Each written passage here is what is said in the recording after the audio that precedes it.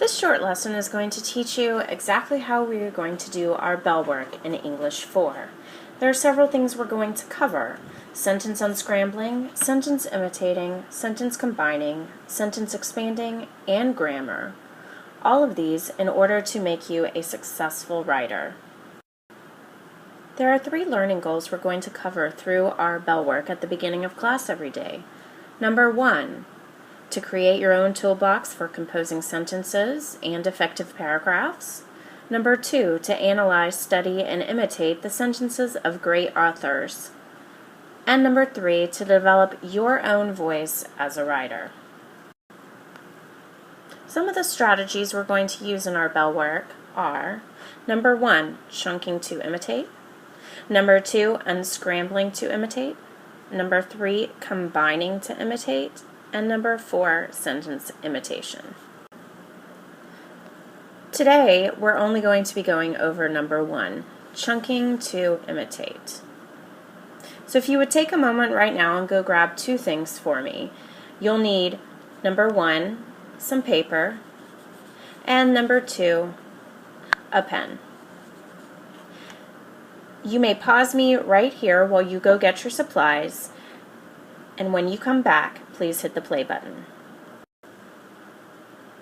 At this time, you should have your paper and your pen. So, what I need for you to do, the very first thing you need to do on any paper you turn in to me is to write a title. So if you can title your paper Bellwork, Warm Up, etc., whatever makes sense to you, but it must be appropriate for the task. So on my paper at the end, I titled it Bellwork. Let's talk about the directions. What I would like for you to do underneath your title, you may skip a line, is to paraphrase the directions so you know what you're looking for, because we're going to be looking at these sentences over multiple days, and I need for you to remind yourself daily of the directions, because the only thing you'll see on the board are going to be the sentences. So let's look at these directions. You are going to receive 2 sentences, so it would seem that that was important, and you must determine which one is divided into meaningful chunks. We'll talk about that in a second. Then, you're going to copy the sentence that has meaningful chunks on your paper. So what makes a meaningful chunk? A meaningful chunk could be a verb phrase, it could be a noun clause, it could be an adverb phrase, adverb clause, maybe it's just an adverb by itself, it could be an adjective phrase. Those things compose meaningful chunks. And I think it'll make sense to you as we look at the first example together. Okay, so every day when you come into class, you're going to have 2 sentences, sentence A and B. This will last over a couple of days, and then we'll move on to the next strategy. But for the first 5 days, we're going to be focusing on chunking to imitate. So sentence A and B. What you're going to do is you are going to read it to yourself, pausing at the red slash marks, and decide which one is separated into meaningful chunks. So let's read these together. I'm going to read sentence A, and I'm going to pause at the red slash marks. I'll read sentence B, and I'm going to pause at the red slash marks. You need to decide which one in your head makes sense at the pauses. Sentence A.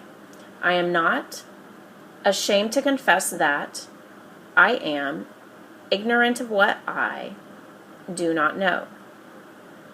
So you need to think in your head, does this one sound correct? Let me read sentence B. I am not ashamed to confess that I am ignorant of what I do not know. So at this point, you should have some idea in your head of whether sentence A is chunked appropriately or sentence B is chunked appropriately. So please make your decision now before you move to the next slide. If you chose sentence B, you were correct. Sentence B has appropriate pauses which separate meaningful chunks. So let's talk about why these are meaningful chunks. The first chunk, I am not ashamed, could actually be a sentence if we put a period after ashamed, so it makes a chunk. To confess is a verb phrase. To plus confess equals a verb. That I am ignorant is a noun clause. And the last one, of what I do not know, is a prepositional phrase.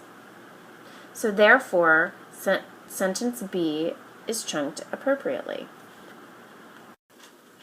You've chosen sentence B, but on your paper, you do not need to copy the slash marks. You need to copy the sentence correctly using MLA citation. So your paper should look like this. Open quotation marks. I am not ashamed to confess that I am ignorant of what I do not know. Close quotation marks. Open parentheses, the author's name, which is Cicero. Close parentheses, followed by a period. MLA citation always looks like this. You have an open quotation mark, a close quotation mark, open parentheses with the author's name. If the author has a first and last name, you put the last name only. Close your parentheses and end with a period.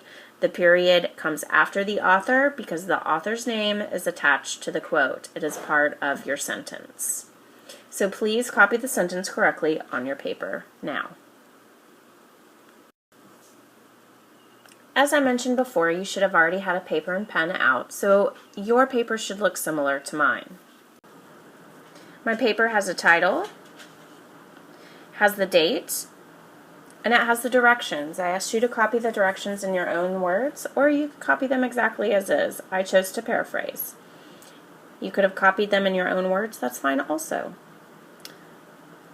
Then, I skipped a line. I put the correct answer, which was B, and then I copied the quote exactly as it should be copied according to MLA citation. So I have open quotation marks. I am not ashamed to confess that I am ignorant of what I do not know.